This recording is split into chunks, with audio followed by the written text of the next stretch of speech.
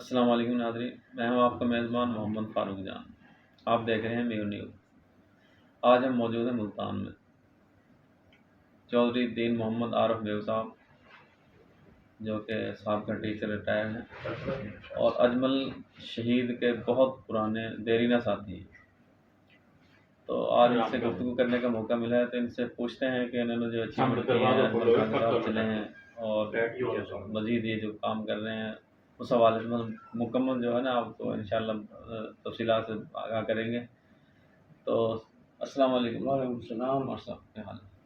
ٹھیک ہے۔ چودھری فاروق جان صاحب، آپ کا شکریہ کہ آپ ملتان آئے اور یہاں تشریف لائے۔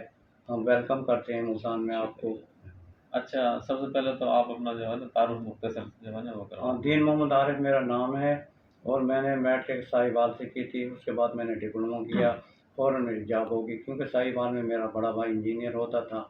پھر میں نے جاب کی اور 2002 میں کراچی میں اجمل خان میو چیئرمین صاحب سے جا کے ملا۔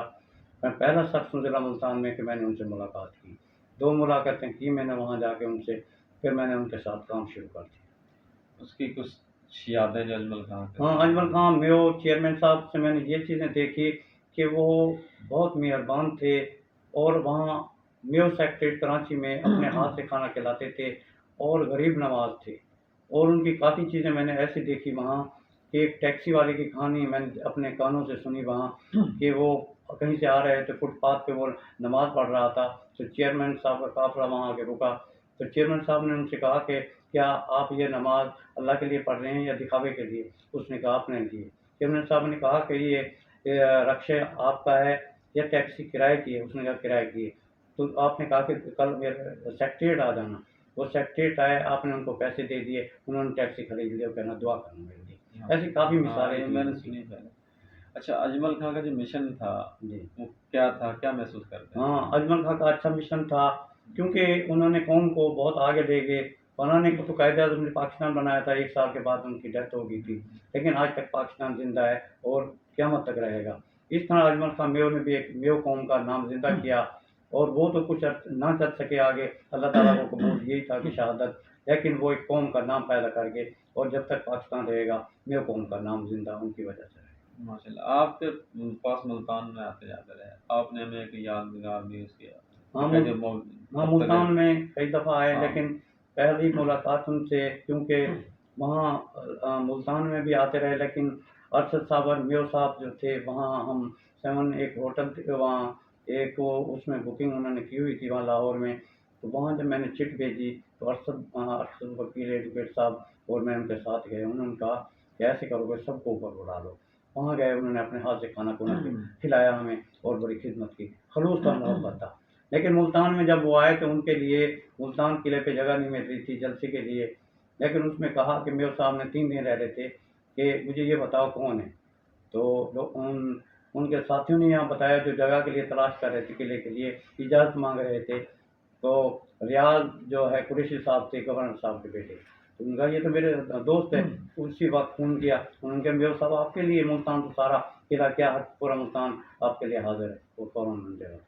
اچھا، آپ مجھے بتائیں کہ آپ ایز اے ٹیچر کام کرتے رہے جاؤ گے، آپ نے میو برادری میں مطلب تعلیم کے حوالے سے کوئی بات کریں؟ ہاں، تعلیم کے حوالے سے میری کوشش رہی ہے ملتان کہ شروع سے ملتان میں کہ میں جج اسکول میں رہا ہوں، میں نے کوشش کی ہے کہ میو برادری کے لیے جتنے بھی بچے ہیں ان کو میں تعلیم کے لیے کوشش کرتا تھا، فری تعلیم دلواؤں، اور خاص طور پہ امتحانوں میں جو نمبر وغیرہ لگوانے پڑتے تھے میں ان سے مل کے میو قوم کے بچوں کو جو ہے نا اچھے سے اچھے نمبر دلواتا ہوں۔ اچھا، میو اتحاد کی تنظیم سازی آپ نے جو ہے ملتان میں کی ہوئی ہے، بنائی ہوئی ہے، مطلب اس کی کوئی باڈی کوئی تشکیل دی ہے؟ ہاں، ملتان میں کافی کام ہوا ہے، بہت اچھا کام ہوتا رہا ہے، پھر درمیان میں شہادت کی وجہ سے کافی کام رک گیا، لیکن اب کیا پوزیشن؟ حاجی افضل صاحب اب کام شروع کر رہے ہیں، اور حاجی اکبر صاحب بھی صدر رہے ہیں، دوبارہ حاجی اکبر صاحب یہ کام شروع کر رہے ہیں، انشاءاللہ بہت جلدی اور کام ہونا شروع ہو جائے گا، اور ہم انشاءاللہ محنت اور ورک کریں گے۔ اچھا، پاکستان میو اتحاد جو ہے اس کے پلیٹ فارم سے آپ جڑے رہے ہیں، جی، تو آپ نے مثلاً پورے پاکستان میں مطلب میو اتحاد کے حوالے سے کوئی ایسی اچیومنٹ دیکھی جو آپ کو بہت زیادہ اچھی لگی ہو؟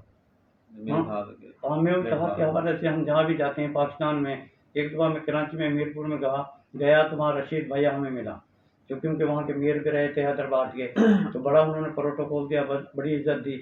और पाकिस्तान में जहाँ भी जाते हैं लोग इस हवाले से जानते हैं बाई फेस या बाई नेम कि मेयर इत्तेहाद में अजमल खां के पुराने साथी हैं। अच्छा, मेरे इत्तेहाद को मजीद फाल बनाने के लिए कोई इकदाम आप हाँ, मैं इसके लिए मेरी कोशिश हमारी ये है कि अरशद भाई ने जो बात बताई है बहुत अच्छी बताई कि नौजवानों को आगे आना चाहिए और नौजवानों को काम करना चाहिए। जो नौजवान काम कर सकते हैं, हम तो काफ़ी पुराने लोग हो गए हैं, हम उनको गाइडलाइन तो दे सकते हैं लेकिन खुद नहीं कर सकते क्योंकि अब टाइम बहुत गुजर गया, लेकिन नौजवानों को आगे आना चाहिए। अच्छा, बरादरी के बुजुर्गों का किरदार उसको क्या महसूस कर होना चाहिए? हाँ, क्या होना बुजुर्गों देखो बुजुर्गों के बगैर तो ये काम होता ही नहीं, गाइडलाइन तो बुजुर्गों की किस हद लाजमी तक होती है। किरदार देखते हैं, मतलब किस नौयत का आप हाँ, क्या इस तरह का होना चाहिए। देखो नौजवान जितने भी हैं वो बुजुर्ग हैं, अपने नौजवान लड़कों को आगे लेके आएँ, उनको गाइड करें और पढ़े लिखे लोगों को आगे आना चाहिए और वो लोग आएँ जिनके पास टाइम हो और लोगों में अपना एक मकाम बना सके, अपना नाम। अच्छा, मेरे इत्तेहाद में जो क़यादत है आपकी सीनियर क़यादत जी। और जूनियर, उसको मतलब क्या पैगाम देना चाहेंगे? हाँ, मैं यही पैगाम देना चाहूँगा क्योंकि पाकिस्तान लेवल की एक तंजीम पार्टी है हमारी, अजमल खां शहीद में उन्हें जो बनाई थी, इंशाल्लाह एक ना एक दिन ये होगा कि ये बहुत काम करेंगे और इनके एमएनए एमपी बनेंगे, लेकिन हमारे नौजवान जो है ना मेहनत करें और जुड़े रहें एक दूसरे से। अच्छा, आखिर में आपसे एक सवाल है कि आप जो है एज ए सीनियर वर्कर आप अजमल के पुराने साथी हैं, जी। मेरे बरादरी के नौजवानों के लिए कोई पैगाम? हाँ, नौजवानों के लिए मैं ये पैगाम दूँगा कि वो तालीम हासिल करें, जब तालीम मुकम्मल हो जाए तो फिर इस तरफ आएँ। तालीम होना लाज़मी है और ख़ास तौर पे मेरी जो अपनी सोच है कि वकील होना चाहिए और मुख्तलिफ़ ममालिक में अपने बच्चों को भेजें क्योंकि पाकिस्तान में इनके लिए स्कोप नहीं है। तो मेरा बड़ा बेटा भी लॉ कर रहा है और बीएससी इंजीनियर है नौमान, उससे भी मैंने कई दफ़ा कहा है कि आप इधर आएँ। उसको मेरे इत्तेहाद में आप आएँ काम, जिस तरह मोहम्मद आकाश आरिफ था इस वक़्त लंदन में होते हैं, उससे भी मैंने कहा था, वो भी लॉ कर रहा था क्योंकि ये सारे अरशद साबर एडवोकेट साहब के शागिर्द भी हैं और ये रहनुमाई भी लेते रहे इनसे और काफ़ी मोहब्बत करते हैं उनसे। वो भी इनको अपना उस्ताद समझते हैं मेरे बेटे और इनसे काफ़ी मोहब्बत करते हैं और इनका बहुत एहतराम करते हैं। आप समझते हैं भाई अगर कोई बंदा लीडरशिप के लिए है तो वो वकील होना चाहिए? नहीं, वकील होना चाहिए और क्यों हर फैमिली में वकील होना चाहिए, मेरी तो अच्छा, अपनी हर एक फैमिली सोच में है। वकील होना हाँ चाहिए। सर, क्योंकि इस वक्त पाकिस्तान में जो ज़रूरत है ना वो वकला की बहुत ज़रूरत है और इस तरह पढ़े लिखे लोग होने चाहिए। हम पढ़े लिखे लोग हैं। जी। अच्छा अच्छा, ये नाज़रीन, आप पीर मोहम्मद आरिफ साहब की जो गुफ्तगू समाअत फरमा रहे थे, माशाल्लाह उनका भी यही कहना है कि सबसे पहले तो जो है ना बच्चों की तालीम होना बहुत ज़रूरी है और तालीम हासिल करने के बाद जो है ना इस साइड पे आना चाहिए और कोशिश करें कि हर घर में एक वकील हो, क्योंकि वकला की बहुत ज़रूरत है, आजकल फ़ीसें बहुत हैं, जी। तो इस वजह से तो शायद मेरे ख्याल से नहीं, ये भी बात है। दूसरा ये कि वकील का ये मुकाम होता है कि वो चाहे सदर का प्रोग्राम हो, चाहे कमिश्नर का, एसपी का, उसको पूछने की ज़रूरत नहीं पड़ती। वो उसका नाम ही काफ़ी होता है कि वो चुप करके जाके जा सकता है, उसको कोई टोक शोक नहीं है। हाँ, जिस महफ़िल में, जिस लेकिन सोसाइटी आप समझते हैं कि वकील जो है हाँ, उसकी उसका पहुँच मकाम है ज़्यादा होती सोसाइटी है। मेरे ठीक है नज़रिए में। जी। ये दीन मोहम्मद आरिफ साहब का आपने पैगाम सुन लिया, इंशाल्लाह इनसे नेक्स्ट में फिर मुलाकात रहेगी। बड़ी मेहरबानी, शुक्रिया, अस्सलाम वालेकुम। Thank you.